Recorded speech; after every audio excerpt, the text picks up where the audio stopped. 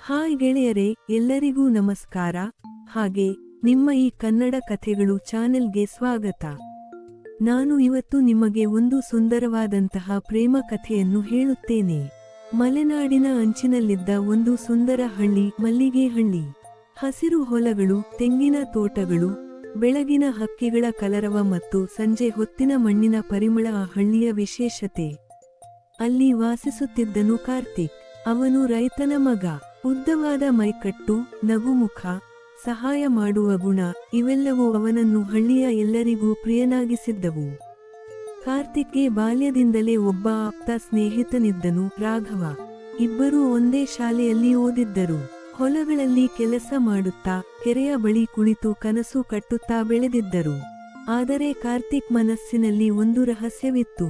ಅವನು ಹಳ್ಳಿಯ ಶಿಕ್ಷಕರ ಮಗಳು ನಂದಿನಿಯನ್ನು ಬಹಳ ಇಷ್ಟಪಡುತ್ತಿದ್ದನು. ನಂದಿನಿ ಹಳ್ಳಿಯಲ್ಲೇ ಅತ್ಯಂತ ಸುಂದರ ಹುಡುಗಿ.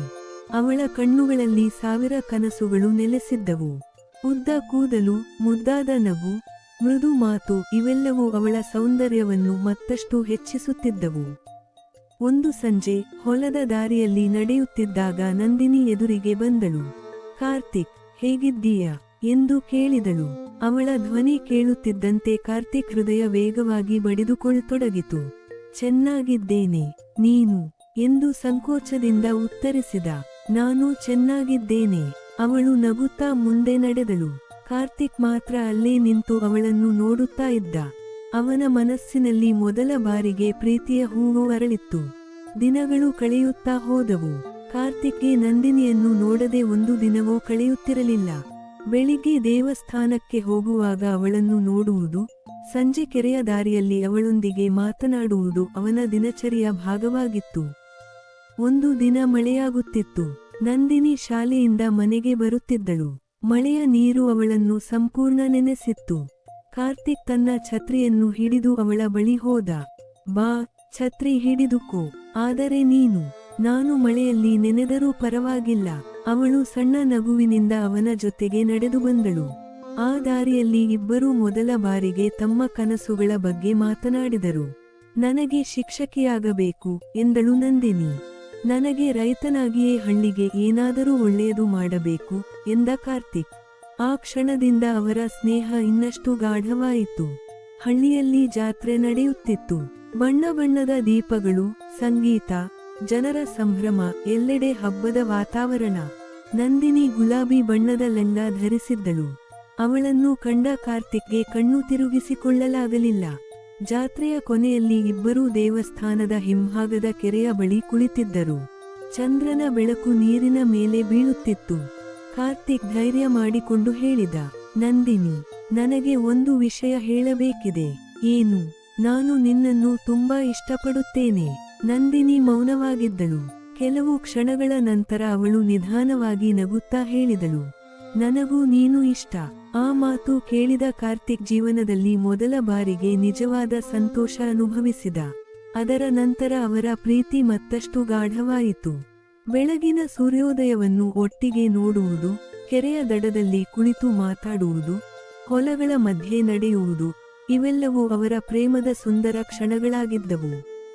ಕಾರ್ತಿಕ್ ನಂದಿನಿಗಾಗಿ ಪ್ರತಿದಿನ ಹೊಸ ಕನಸು ಕಟ್ಟುತ್ತಿದ್ದ. ಒಂದು ದಿನ ನಮ್ಮದೇ ಮನೆ ಇರುತ್ತದೆ ಎಂದು ಹೇಳುತ್ತಿದ್ದ. ಆ ಮನೆಯ ಮುಂದೆ ಮಲ್ಲಿಗೆ ಹೂಗಳ ತೋಟವೂ ಇರುತ್ತದೆ ಎಂದು ನಂದಿನಿ ಸೇರಿಸುತ್ತಿದ್ದಳು.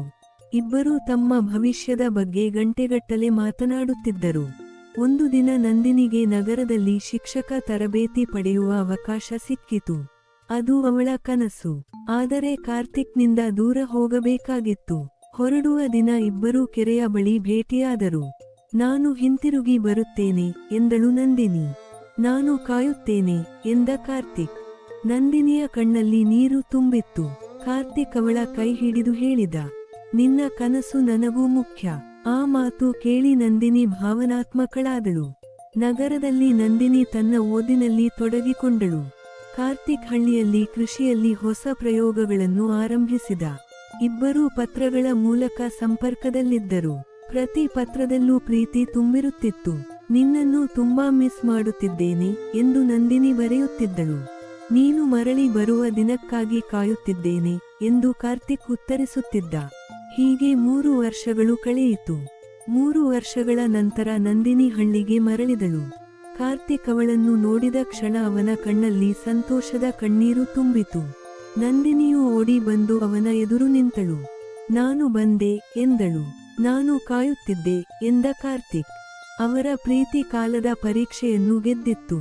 ಇಬ್ಬರ ಕುಟುಂಬಗಳು ಅವರ ಪ್ರೀತಿಯನ್ನು ಒಪ್ಪಿಕೊಂಡವು. ಹಳ್ಳಿಯ ದೇವಸ್ಥಾನದಲ್ಲಿ ಅವರ ಮದುವೆ ನಿಗದಿಯಾಯಿತು.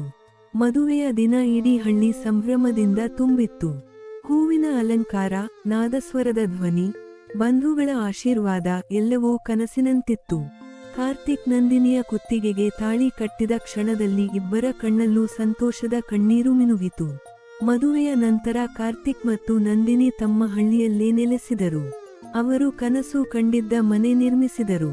ಮನೆಯ ಮುಂದೆ ಮಲ್ಲಿಗೆ ಹೂಗಳ ತೋಟವೂ ಇತ್ತು. ಪ್ರತಿ ಸಂಜೆ ಇಬ್ಬರೂ ತೋಟದಲ್ಲಿ ಕುಳಿತು ತಮ್ಮ ಪ್ರೇಮ ಕಥೆಯನ್ನು ನೆನಪಿಸಿಕೊಳ್ಳುತ್ತಿದ್ದರು. ನಂದಿನಿ ನಗುತ್ತಾ ಕೇಳುತ್ತಿದ್ದಳು, ನನ್ನನ್ನು ಮೊದಲ ಬಾರಿಗೆ ನೋಡಿದ ದಿನ ನೆನಪಿದೆಯಾ? ಕಾರ್ತಿಕ್ ನಗುತ್ತಾ ಉತ್ತರಿಸುತ್ತಿದ್ದ, ಅದು ನನ್ನ ಜೀವನದ ಅತ್ಯಂತ ಸುಂದರ ದಿನ. ಹೀಗೆ ಅವರ ಪ್ರೀತಿ ಕಾಲ ಕಳೆದರೂ ಕಡಿಮೆಯಾಗಲಿಲ್ಲ. ಹಳ್ಳಿಯ ಮಣ್ಣಿನ ಪರಿಮಳದಂತೆ, ಮಲ್ಲಿಗೆ ಹೂವಿನ ಸುಗಂಧದಂತೆ ಅವರ ಪ್ರೀತಿ ಸದಾ ತಾಜಾಗಿಯೇ ಉಳಿಯಿತು.